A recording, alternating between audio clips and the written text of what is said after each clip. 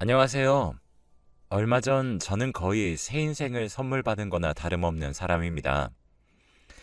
정말 기적적으로 저는 저의 인생을 지킬 수 있었어요. 지금 생각해도 아찔하고 두 번 다시는 경험하고 싶지 않은 끔찍한 기억으로 자리를 잡고 있을 만큼 큰 사건이었습니다.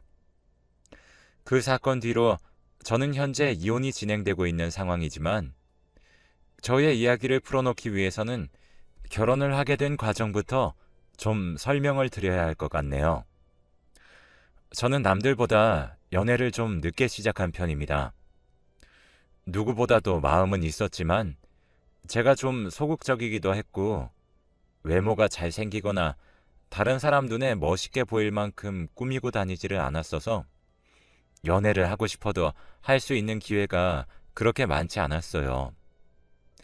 그래서 결국에는 30대 중반까지도 결혼을 하지 못하고 있다가 부모님 지인의 중매로 선을 보고 결혼을 하게 되었습니다.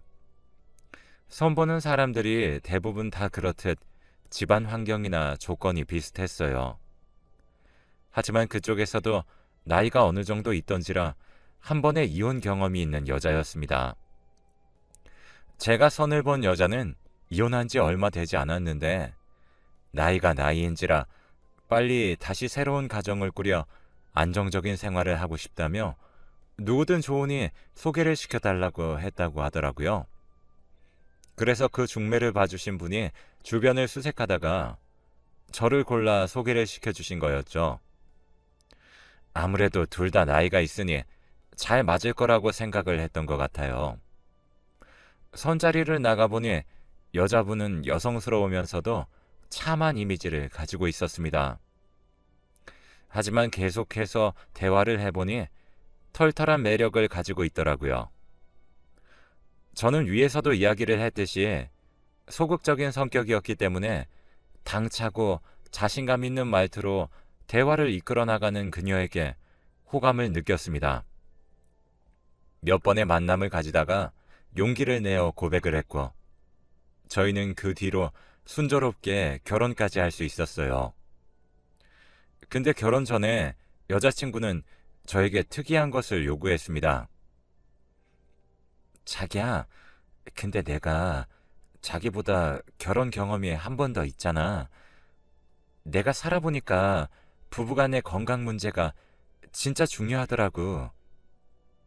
내가 전에 같이 살던 남편이 몸이 안 좋아서 아주 아팠어. 나는 그걸 옆에서 지켜보면서 간호하는 게 너무 힘들었고, 그래서 말인데, 우리 결혼 전에 건강검진을 좀 같이 받는 거 어때? 건강검진? 좋지. 요즘은 결혼 전에 다 한다고들 하잖아. 우리도 하자. 정말? 고마워, 자기야. 그럼 내가 건강검진 예약해 놓을 테니까 자기는 내가 말해주는 날짜 맞춰서 시간만 비워놔. 알았어. 처음에는 건강검진을 받자는 여자친구의 소리에 의아했지만 요즘은 의무적으로 부부가 되기 전 같이 받는 경우들이 늘어나고 있다고 하기에 저도 그렇게 하겠다고 했습니다. 다행히 건강검진 결과는 둘 다 건강한 쪽으로 나왔어요. 저는 어릴 때부터 비타민을 챙겨 먹을 정도로 건강에 신경을 많이 썼기 때문에 좀 당연한 결과였습니다. 덕분에 저희 둘은 더 기분 좋게 결혼 준비에 박차를 가할 수 있었어요. 우리는 순조롭게 결혼식을 마쳤습니다. 그리고 저는 예쁘고 성격 좋은 그녀가 저의 아내라는 것이 믿기지 않았습니다. 그래서 연애부터 시작해서 결혼 생활 내내 그녀에게 최선을 다했어요.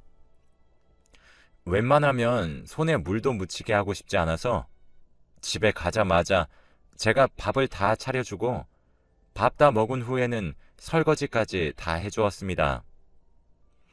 하지만 처음에는 그녀를 사랑하는 마음에 청소를 도맡아 했지만 나중에는 제가 옷을 입고 출근을 하기 위해서는 저 스스로 빨래를 해야 했고 더러운 집에서 지내고 싶지 않아 청소까지 도맡아서 해야 했습니다. 고맙다는 소리만 할 뿐 저를 일절 도와주지도 않았어요. 처음에는 저도 아내를 아끼고 사랑하는 마음으로 저 혼자 해보려고 했었지만 사실 결혼 생활이란 것이 저 혼자 노력한다고 해서 되는 것이 아니었기 때문에 큰맘 먹고 아내에게 이야기를 했습니다. 여보, 당신도 이제 집안일 좀 같이 하면 안 돼? 우리 둘 다 똑같이 맞벌이 하는데 나 너무 힘들다. 빨래는 내가 할 테니까 당신은 빨래 개는 거라도 좀 같이 해줘. 청소기도 돌리고. 어? 여보, 힘들었으면 진작 말하지 그랬어. 나는 당신이 알아서 다 하길래 좋아서 하는 줄 알았는데. 당신도 참 웃긴다. 그걸 그렇게 꽁하게 가지고 있다가 무슨 죄인 취급하면서 말해. 알았어. 나도 앞으로는 할게. 아내는 저에게 미안하다는 말 대신 마치 쪼잔한 사람 취급을 하며 어이없다는 듯이 말을 했습니다. 아니 세상에, 집안일을 누가 좋아서 혼자 하루 종일 하겠어요. 이건 취미로 해도 어려운 일인데 말이죠. 아무튼 그래도 아내는 그때부터 조금씩 집안일을 거두려고 하는 듯 했습니다. 하지만 얼마 가지 못했어요.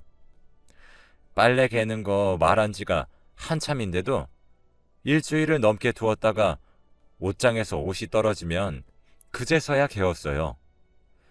저도 처음에는 제가 해볼까 했지만 고쳐지지 않는 아내의 행동으로 인해 아내가 스스로 할 때까지 두었습니다.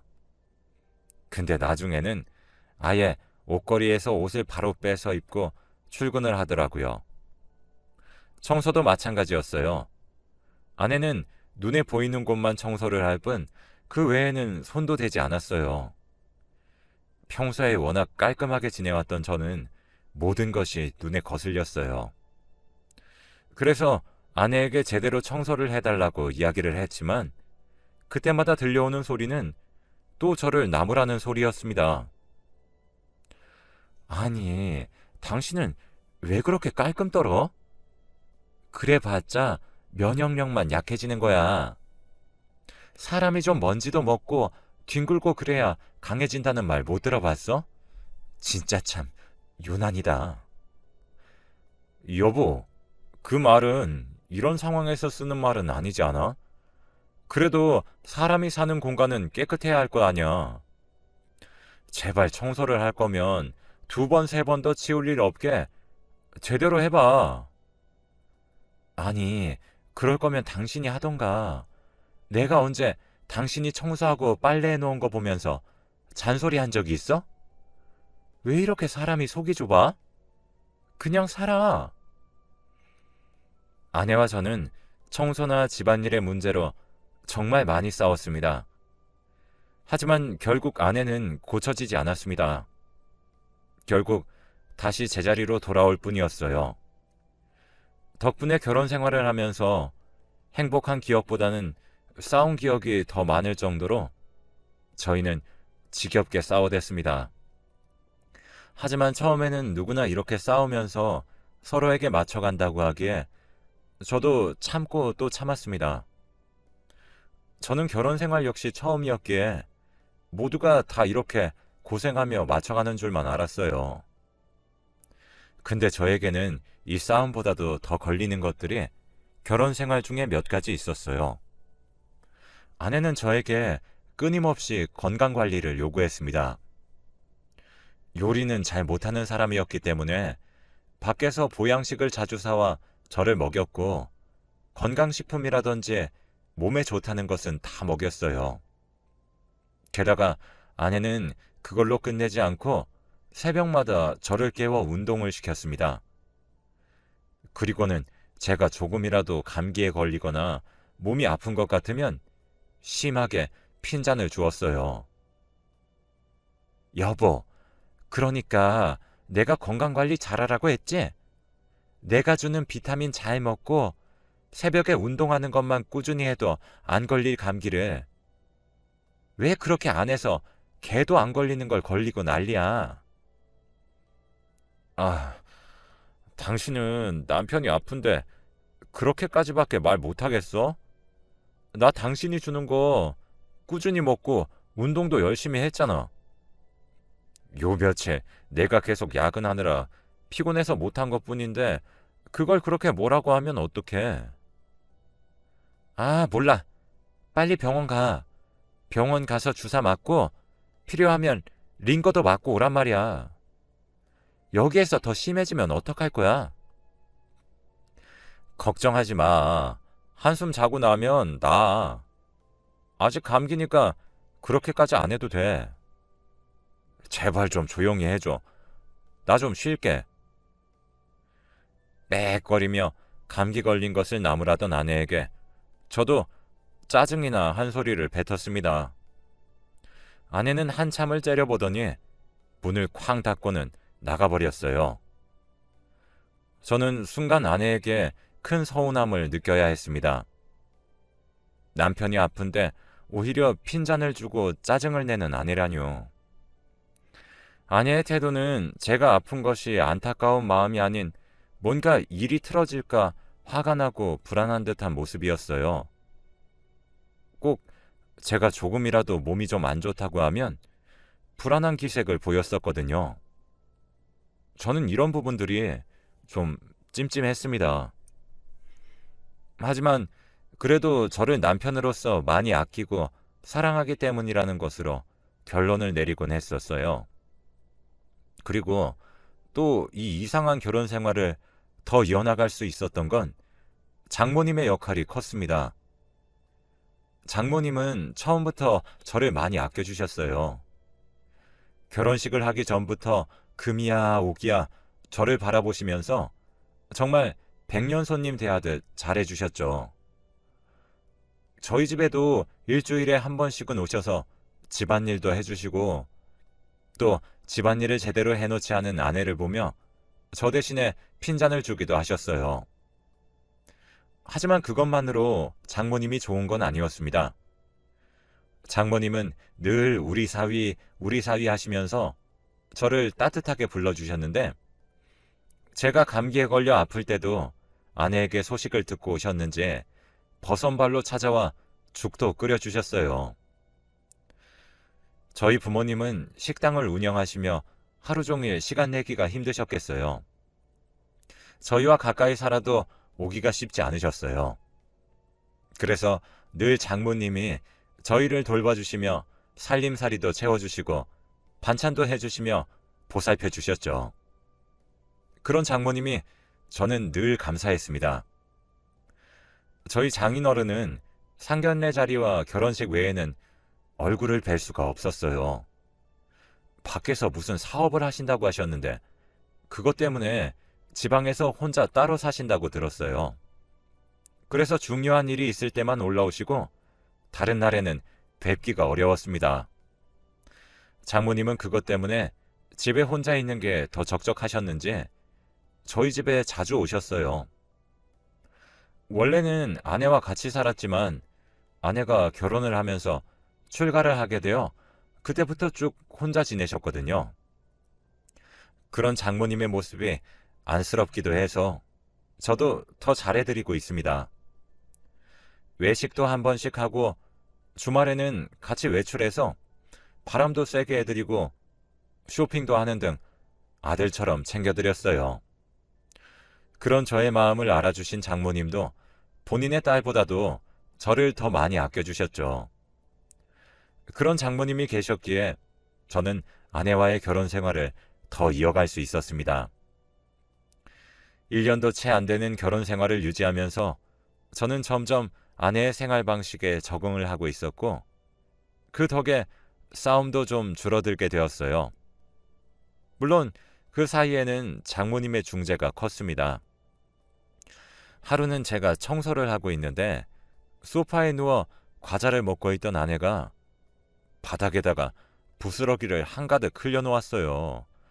그래서 제가 한 소리를 했습니다. 여보, 음식 흘리니까 제발 앉아서 제대로 먹을 수 없어? 나는 청소하고 있는데 거기에서 계속 일거리를 얹어주면 어떡해. 아, 진짜. 당신이야말로 청소 좀 이따 하면 안 돼? 청소기 소리 때문에 TV 소리가 잘 안 들린단 말이야. 뭐? 평소에 청소도 한 번 안 하는 사람이 할 소린 아니잖아? 내가 언제 안 했어? 내가 해도 당신이 마음에 안 든다고 다시 하니까 할 필요를 못 느껴서 냅뒀을 뿐이야. 난 했다고. 할 거면 내가 다시 할 일 없게 제대로 하던가. 청소 문제로 한창 또 싸우고 있던 와중에 냉장고에 반찬을 채워주러 장모님께서 갑작스럽게 집으로 방문을 하셨습니다. 아니, 너네 무슨 일이야? 왜 그렇게 싸워? 싸우는 소리가 밖에까지 다 들린다. 동네 사람들 다 듣게 생겼다. 아, 엄마, 장서방 좀 어떻게 해봐. 진짜 잔소리 대장이야. 아주 엄마보다 더해. 아내는 그대로 장모님에게 거의 저를 이르는 것처럼 이야기를 했습니다. 근데 장모님은 역시나 저의 편을 들어주셨어요. 이 녀석이 네가 뭔가 잘못했겠지. 장서방이 어디 이유 없이 그럴 사람이니? 장서방 손에 청소기 들려있는 거 보니까 너 또 청소 안 했지? 얼른 소파에서 안 일어나? 지금부터 네가 청소기 돌려. 얼른! 장서방은 얼른 청소기 넘겨줘. 저게 아주 집에서 하던 버릇 그대로 여기서 하고 있어.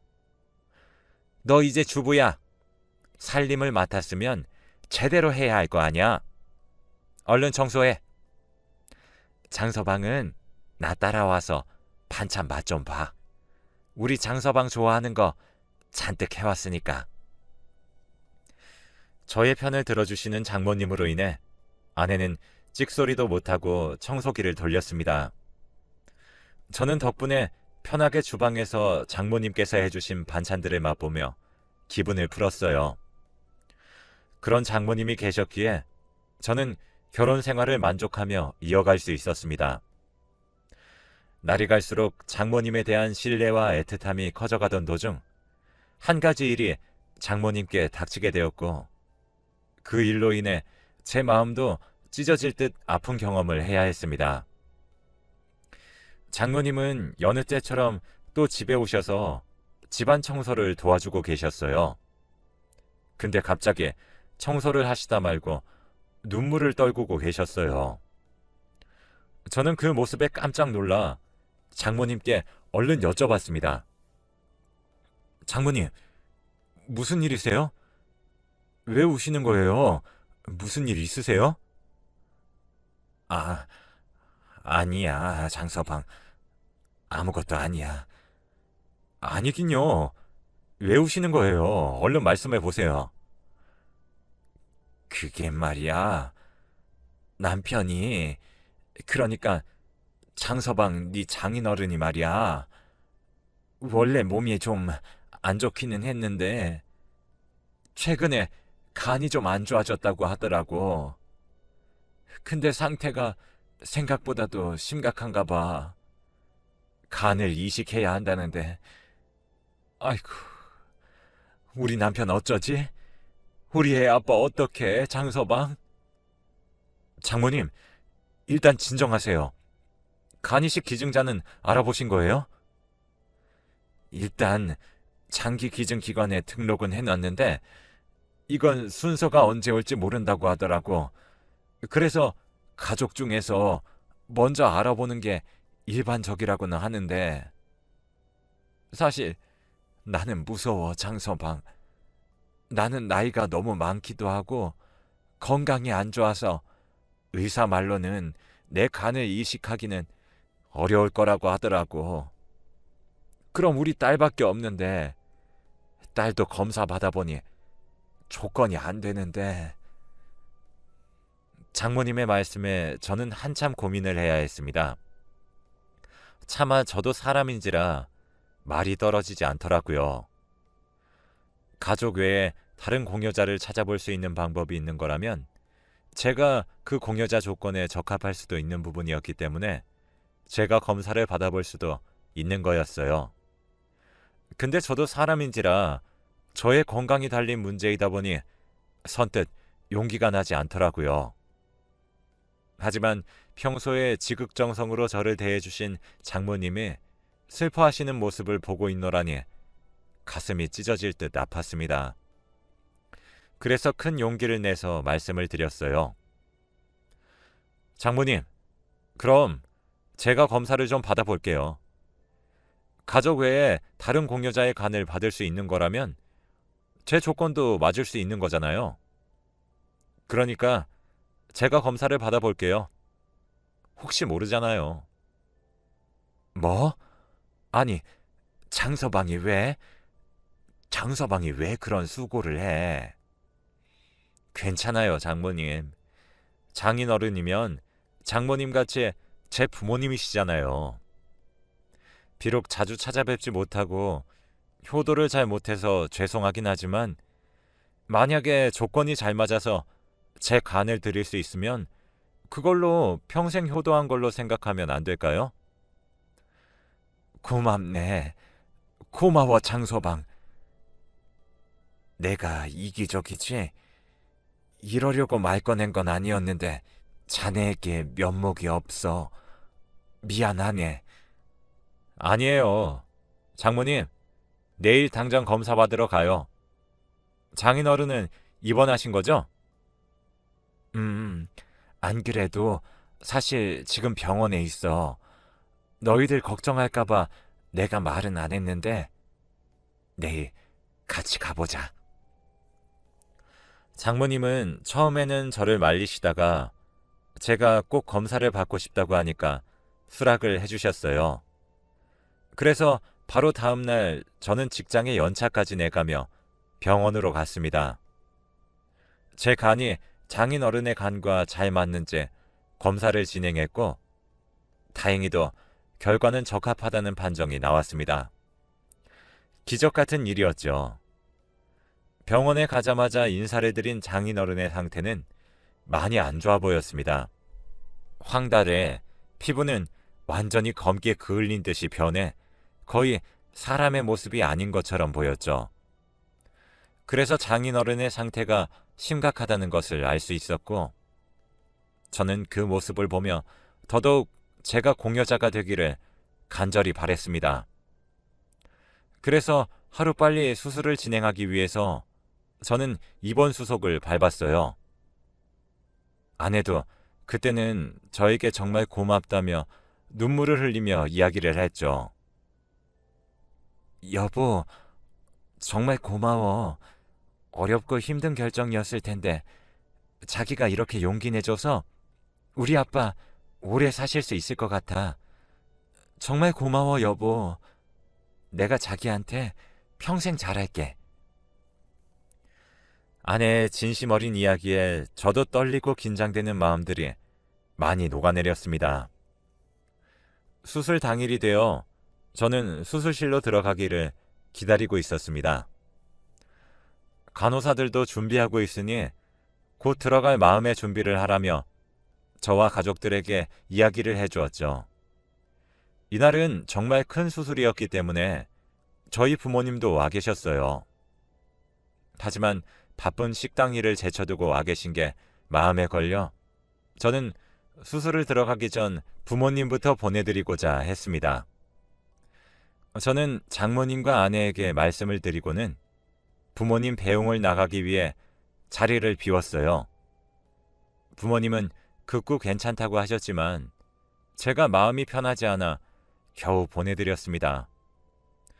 두 분 다 차를 타고 병원 밖을 나가시는 것을 보고 다시 병실로 들어가는 길에 저는 살짝 문이 열린 병실 안에서 들려오는 소리를 듣고는 그 자리에서 얼음같이 굳을 수밖에 없었습니다.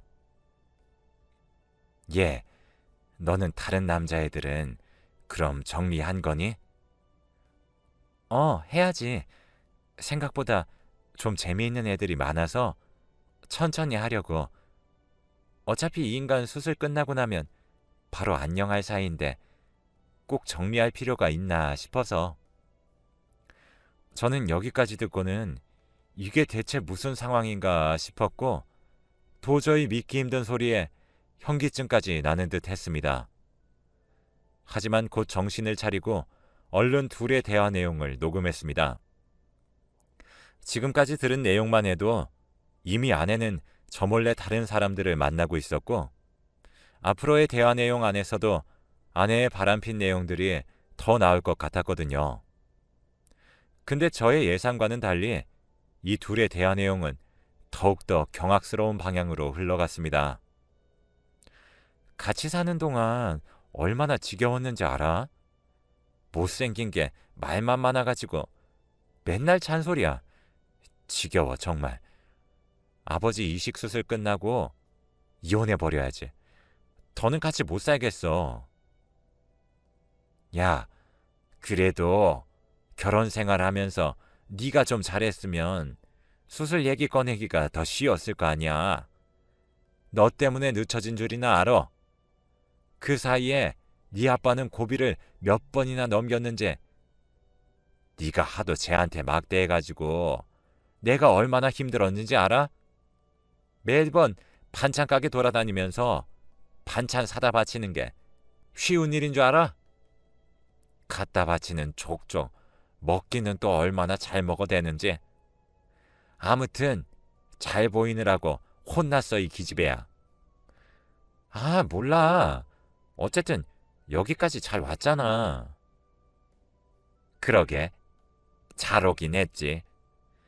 너네 결혼 전에 건강검진 받고서 간에 조금이라도 문제 있었으면 바로 팽이었는데 혈액형도 네 아빠랑 잘 맞고 간도 건강하다고 하기에 일단 진행한 거지. 그러니까 나 고생했다고. 진짜 나 요즘 너무 힘들었어. 그래 고생 많았어. 저 인간도 유언장만 제대로 썼으면 그냥 보내버릴 텐데. 간은 다 죽어가면서 정신만 멀쩡히 살아서는 왜 지 앞으로 사놓은 땅을 사회에 환원하겠다고 난리인지 모르겠다. 아주 그냥 이번에 수술만 잘 끝나면 내가 어떻게든 해서 그 땅 네 앞으로 넘겨놓을 거야. 두고 봐.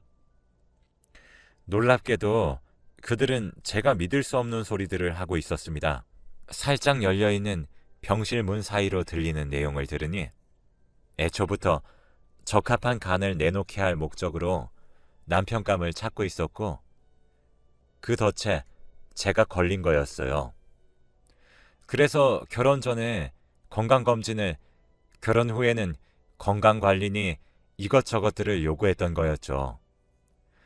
이 둘은 간 이식을 받기 위해서는 방법이 좀 여러 가지가 있는데 가장 기본 순서인 국립장기이식관리기관에 등록을 해놓으면 뇌사자에게 이식을 받게 되는데 이게 또 순서가 있어서 언제 받을 수 있을지 모른다고 했습니다. 그래서 가족들 중에 찾아보는 게 일반적이라며 저에게 간 이식을 은근슬쩍 권유했던 거였어요. 물론 제가 먼저 한다곤 했지만 어쨌든 제 입에서 이런 말이 나오도록 유도한 거잖아요. 게다가 이 둘은 장인어른을 진짜로 살리고 싶어서 이 일을 저지른 게 아니라 장인어른이 마련해둔 땅과 관련된 재산 문제가 얽혀있는 듯 했어요. 그래서 이 어마무시한 계획을 하게 된 거였죠. 저는 감히 상상도 못해볼 일을 저지른 이 둘에게 큰 배신감을 느낀 것과 함께 하늘이 노할 만큼의 큰일을 저지른 이 둘을 제대로 혼내줘야겠다고 생각을 했어요. 그래서 일단은 병실 문을 벌컥 열고는 곧장 달려가서 아내와 장모라는 인간의 뺨을 세차게 때려버렸습니다. 그리고는 완전히 난동을 피웠어요. 이 사기꾼들아, 지금 니네들 한 말 도대체 무슨 말이야? 너네 내가 가만 안 둬? 이것들이 하늘 무서운 줄 모르고 이렇게 무시무시한 일을 저질러? 이 천하의 못된 것들이. 얌전히 부모님을 배웅 나갔던 남편과 사위가 완전히 흥분한 상태로 달려드니 이 둘은 크게 당황을 했습니다. 그러면서 곧바로 저에게 해명을 하기 시작했어요. 장서방, 내 말 좀 들어봐. 지금까지 얘기 다 들은 거야? 근데 있잖아, 이거 오해야. 오해라고. 뭐? 오해? 이게 오해라고요? 그래, 오해야. 내가 다시 설명할게. 제발 들어봐. 웃기지 마. 안 들어. 너네 다 내가 끝내버릴 거야. 너네는 재산 받을 자격도, 이 땅에서 제대로 숨쉬고 살아갈 자격도 없어. 알아? 경찰에 신고할 거야. 신고해버릴 거라고. 저는 장모고 뭐고 어른 할 것 없이 욕을 무더기로 하고는 병실을 뛰쳐나왔습니다. 그리고는 곧장 제가 녹음한 것을 가지고 가서 경찰에 제출하고는 그들을 사기죄로 신고를 해버렸어요. 병실 밖에서 녹음을 해서 그들의 추악한 얘기들이 아주 작게 들려 증거가 될지 염려됐지만 요즘은 기술이 좋아져서 그 작은 소리도 살릴 수 있다고 했어요. 그래서 저는 민간업체에 맡겨 완벽하게 녹음본을 만들어 경찰에 증거로 제출할 수 있었습니다. 내용 안에 증거가 다 들어있었기 때문에 제 신고는 정상적으로 접수가 되었습니다. 그 뒤로 저는 이혼 소송까지도 같이 준비를 했어요. 이 일을 계기로 제가 입은 정신적인 피해에 대해서도 전부 다 청구를 했습니다. 이들은 처음부터 장인의 재산을 노리고 저를 범죄에 이용할 목적으로 사기를 쳤기 때문에 아는 변호사에게 자문을 구하니 구속이 될 확률이 크다고 했습니다. 그래서 이들은 완전히 빼도 박도 못하게 되는 상황이 되었습니다. 저에게는 둘이 함께 찾아와 몇 날 며칠을 무릎 꿇어가며 미안하다고 싹싹 빌어대며 난리를 피웠어요. 여보, 미안해. 나 좀 살려줘, 제발. 당신 아직 간 떼낸 것도 아니잖아. 근데 왜 이렇게까지 하는 건데? 다신 안 그럴게. 당신 눈앞에도 안 나타날게. 돈도 달라는 대로 다 줄 테니까 제발 합의만 해줘. 장서방, 미안하네. 정말 미안해. 내가 늙어서 노망이 나서 그랬네. 내가 잘못이야. 내가 왜? 너넨 둘 다 쓰레기야. 나쁜 것들이라고. 너네 같은 것들이 사회에 있으면 공기만 더러워질 뿐이야. 그냥 감방 들어가서 제발 새 사람 돼서 나와. 이 둘은 저의 바짓가랑이를 잡아 끌며 애원을 했지만 저는 받아주지 않았어요. 끝까지 합의를 해주지 않았습니다. 그래서 현재는 제가 예상한 대로 재판이 진행되고 있어요. 이 두 모녀의 만행을 모르는 장인어른은 아무 잘못이 없다는 생각이 들어 장인어른의 재산을 노리고 파렴치한 짓을 했다는 걸 전부 다 말해주었습니다. 그랬더니 장인어른은 노발대발하며 변호사를 불러 장모님과의 이혼을 준비하셨어요. 알고 보니 아내와 장모의 계획은 치밀했습니다. 그리고 제가 전혀 알지 못했던 충격적인 사실을 알게 되었어요. 그건 바로 장인어른과 아내는 남남이나 다름없었습니다. 5년 전에 장모가 장인어른과 재혼을 해서 가족이 되었다고 했어요. 장인은 일찍 부인이 죽고 아들마저도 10년 전에 교통사고로 세상을 떠나는 바람에 외롭게 이 세상을 살아가고 있었는데 그때 만난 사람이 장모라고 했어요.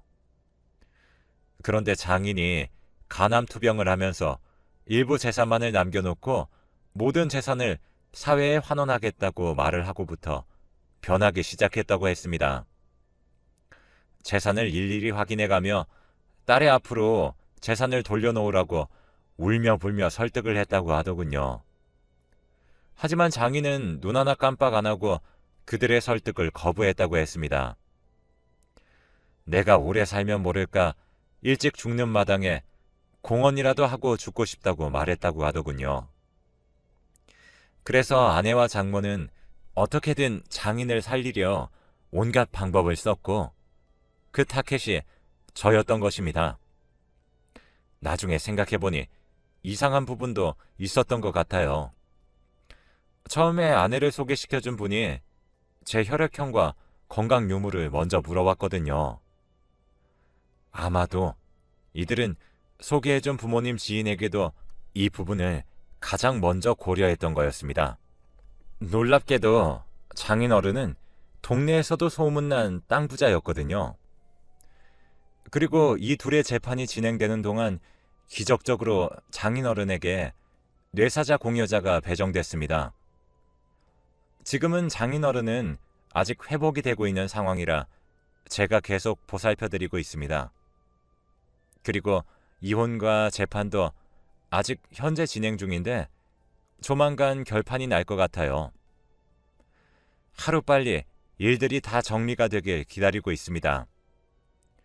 저희 부모님께도 이 상황을 다 말씀드렸더니 깜짝 놀라시며 처음에는 많이 힘들어 하셨습니다. 하지만 장인어른과 이야기를 전부 말씀드리고 나니 그제서야 좀 진정이 되신 듯 했습니다. 그리고는 천만다행이라고 하셨어요. 간을 빼앗기기 직전에 알게 된 모든 상황이 기적이라고 하셨죠. 저도 하늘이 도왔다고 생각합니다. 그렇지 않고서야 타이밍들이 그렇게 나올 수가 없거든요. 저는 아픈 돌싱이 되었지만 결혼 생활도 지옥 같았기 때문에 오히려 지금이 다행이라고 생각을 하고 있어요. 다시 혼자가 된 저의 삶을 앞으로 잘 살아가야겠죠. 여러분도 저와 같이 각자의 인생을 잘 살아가기를 바라봅니다. 지금까지 어려운 저의 사연을 들어주셔서 정말 감사해요. 힘든 과정을 보내고 있는 저에게 많은 응원 부탁드립니다.